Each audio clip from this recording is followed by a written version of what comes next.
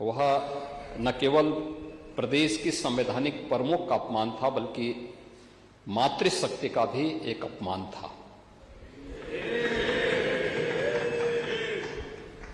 आप अभी सनातन की बात कर रहे थे। सनातन धर्म के जो सबसे बड़े व्याख्याकार हैं वह महर्षि वेदव्यास हैं। वेदों की परंपरा को जिन्होंने लिपिबद्ध करके आने वाली पीढ़ी के लिए दिया,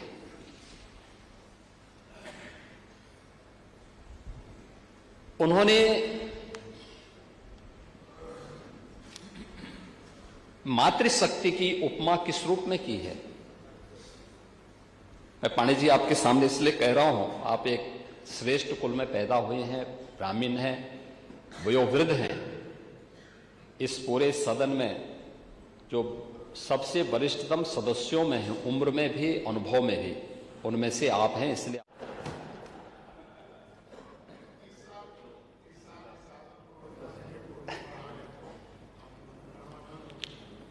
लेकिन महर्षि वेदव्यास ने कहा था,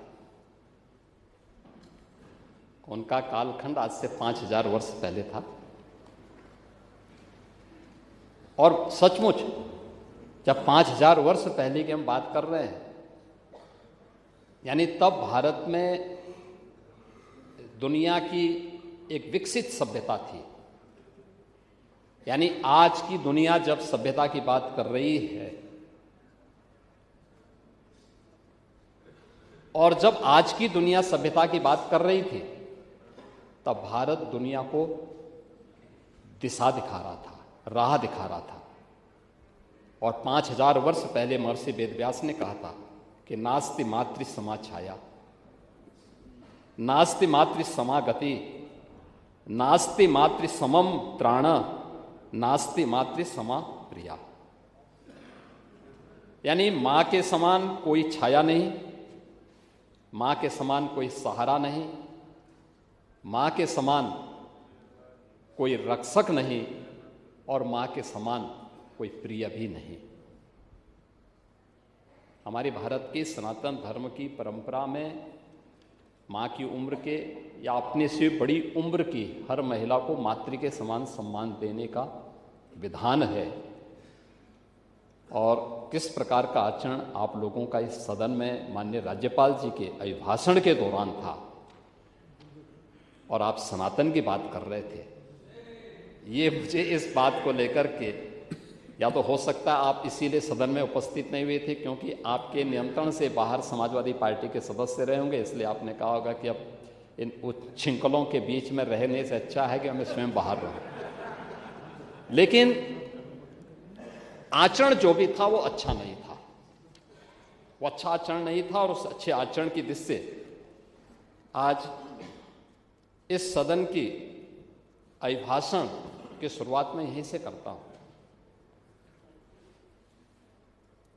अचानक प्रदेश का परसेप्शन खराब नहीं हुआ था, अचानक नहीं हुआ था, यही आचरण था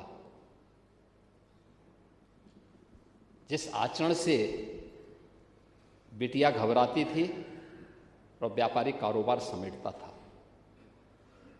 उसकी एक झलक अभिभाषण के दौरान भी यहां पर देखने को मिल रही थी, और वह किसी भी स्थिति में मुझे नहीं लगता है कि प्रदेश का कोई भी व्यक्ति उसको स्वीकारेगा।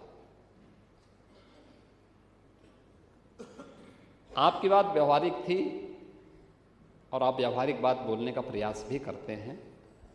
अलग विषय है कि आपके हाथ बंधे हुए हैं, लेकिन आपकी बातों को सुनकर के मुझे ये चीजें लग रही थी। मैं आपकी सभी बातों का जवाब भी दूंगा। और जो गालिब ने भी कहा था कि गालिब उम्र भर में ये भूल करता रहा, धूल चेहरे पर थी और आईना साफ करता रहा। समाजवादी पार्टी के और मुख्य विपक्षी दलों के इस आचरण के कारण उत्तर प्रदेश का पूरा सदन अपने आप को आहत महसूस कर रहा था। आहत इसलिए महसूस कर रहा था क्योंकि यह अच्छी बात है कि पिछले 9 वर्षों के दौरान बहुत कम समय ऐसा था कि जब सदन की कार्रवाई बाधित हुई। ज़्यादातर समय में लोगों ने रुचि ली है और अपनी बात को प्रभावी ढंग से सदन में रखा है और मंत्रियों ने उसका जवाब दिया है, अन्यथा उसका संज्ञान जरूर लिया है। विकास के मुद्दे हों, सुरक्षा के मुद्दे हों, वेलफेयर के मुद्दे हों, ये बिना भेदभाव के सरकार ने समाज के प्रत्येक तबके के लिए दिया। महामहिम राज्यपाल ने जो अपनी बातें इसमें रखी थी, 2-3 बातें उसमें प्रमुख रूप से थी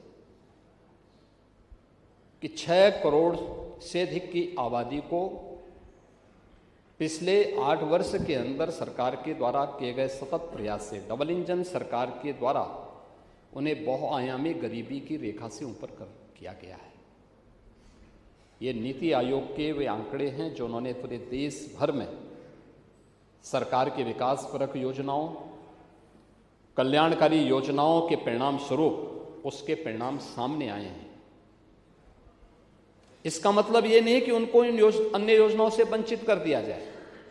उनको जो राशन की सुविधा मिल रही है वह यथावत मिलेगी, उन्हें स्वास्थ्य की सुविधाएं जो मिल रही हैं वे यथावत मिलती रहेंगी, शासन की अन्य सभी प्रकार की सुविधाएं वैसे ही मिलती रहेंगी। लेकिन सरकार के जो प्रोग्राम हैं उन प्रोग्राम का असर कैसे पड़ा है वह उनके स्वावलंबन के लिए, उनकी आत्मनिर्भरता के लिए और उनके जीवन में खुशहाली का वह कारण बने, इस दृष्टि से वह योजना किस रूप में आज अपना असर दिखा रही है। एक एक योजना, वह हर घर शौचालय की बात हो, हर घर जल की बात हो, हर घर हर उस गरीब परिवार को छत देकर के एक पीएम आवास उपलब्ध करवाने का कार्य हो, या आयुष्मान भारत के माध्यम से 5 लाख रुपए की स्वास्थ्य बीमा का कवर हो, या फ्री में राशन की सुविधा उपलब्ध करवाने का कार्य हो, या 1 करोड़ 6 लाख उन परिवारों को जो निराश्रित महिलाएं हैं, वृद्धजन हैं,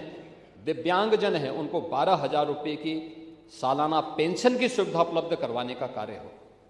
ये यथावत चलती रहेंगी और अन्य जरूरतमंदों को भी सरकार उन्हें उपलब्ध कराएगी। यह सरकार उसके साथ जोड़ रही है, ऐसा नहीं किसी को रोकने के लिए, बल्कि उसमें और क्योंकि उसके परिणाम आ रहे हैं, लोगों ने विकास की इस प्रक्रिया के साथ जुड़ करके उसका लाभ लिया है। सरकार इस बात को लेकर के ही आज इन कार्यक्रमों के साथ उस परिणाम के बारे में भी सदन को अवगत करा रही है, क्योंकि उपलब्धियों के साथ साथ भावी कार्य योजना ही दस्तावेज होता है। राज्यपाल जी का संसद में, राष्ट्रपति जी का अभिभाषण होता है और विधानसभाओं में राज्यपाल जी का अभिभाषण होता है, और राज्यपाल जी का अभिभाषण उसी बात को यहां पे प्रस्तुत करने का है। आपने देखा होगा, आपने बहुत सारी चीजों को अपने भाषण में उसको स्वीकार भी किया है कि संगठित अपराध नियंत्रित हुआ है। कुछ अन्य मुद्दे भी आपने उठाए हैं, और सचमुच ये 9 वर्ष, अभी लगभग 9 वर्ष की जो यात्रा है, ये 9 वर्ष की जो यात्रा, ये सरकार की अपराध और अव्यवस्था से अनुशासन की यात्रा है, कर्फ्यू से कानून का राज का है, उपद्रव से उत्सव की यात्रा है, समस्या से समाधान की यात्रा है, और अविश्वास से आत्मविश्वास की यात्रा है। यानी ये यात्रा केवल एक सत्ता प्राप्त करने की होड़ नहीं है। इसको प्राप्त करने के लिए सरकार की स्पष्ट नीति थी, साफ नियत थी, दृढ़ इच्छा शक्ति थी, और सुशासन के लक्ष्यों को प्राप्त करने के लिए हम लोगों ने जब एक सामूहिक रूप से प्रयास किया, हर व्यक्ति के मन में एक विश्वास भरा, हां यूपी भी कर सकता है, यूपी से भी परिणाम दिए जा सकते हैं, और वही आज उत्तर प्रदेश के अंदर देखने को मिल रहा है।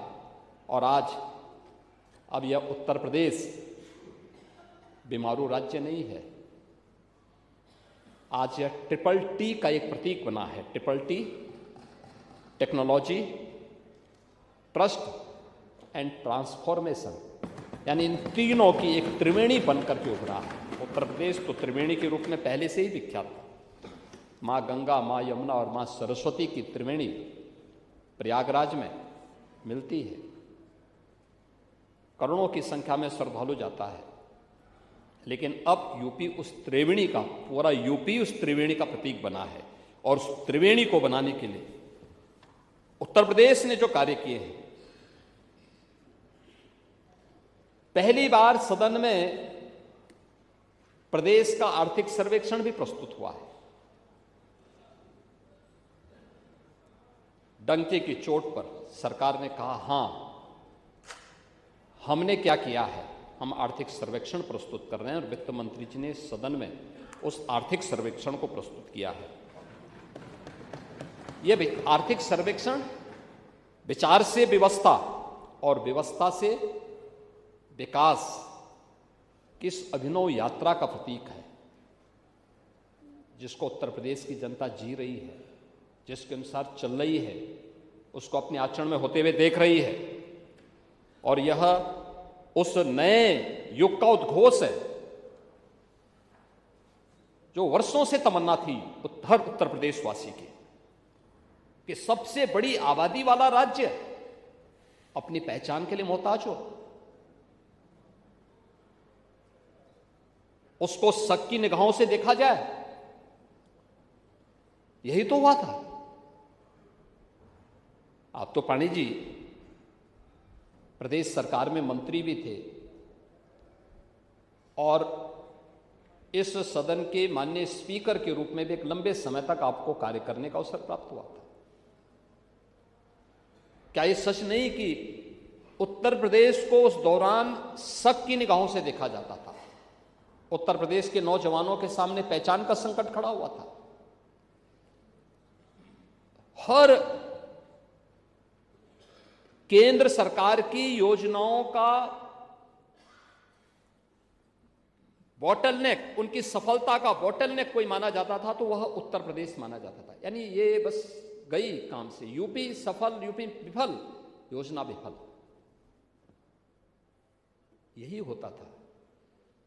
और उत्तर प्रदेश ने आज उससे उभर करके विकास की एक दिशा तय करने वाले अग्रणी राज्यों में आज अपनी पहचान बनाई है। आज देश के टॉप 3 अर्थव्यवस्था, उनमें से यूपी एक है। अब यूपी को कोई बीमारू नहीं कहता है। अब उत्तर प्रदेश भारत की इकोनॉमी का एक ब्रेक थ्रू बना है, भारत के विकास का अग्रिम इंजन बन करके उसको लीड कर रहा है। लेकिन जो 17 के पहले थी, नीतिगत उदासीनता थी, प्रशासनिक शिथिलता थी और विकास विरोधी सोच, इससे उभर करके प्रदेश ने पिछले 9 वर्ष में अनुशासन को, एक सुदृढ़ नेतृत्व को और स्पष्ट शासन दृष्टि के साथ विकास की अपनी एक नई परिभाषा गढ़ी है। एक नई परिभाषा के रूप में आज उत्तर प्रदेश आगे बढ़ा है। और आज इसी का परिणाम है कि जो आर्थिक सर्वेक्षण आया है, इस सरकार की वेलफेयर की स्कीम के माध्यम से जो कार्य हो रहे हैं, जो रोजगार के सृजन हुए हैं, जो निवेश का विस्तार हुआ है, सामाजिक सुरक्षा के माध्यम से प्रदेश के अंदर प्रत्येक नागरिक को बिना भेदभाव के एक सशक्त, सुरक्षित और आत्मनिर्भर बनाने के निर्णायक कदम उठाए हैं, उसका परिणाम हम सबके सामने उस रूप में आज देखने को मिल रहे हैं।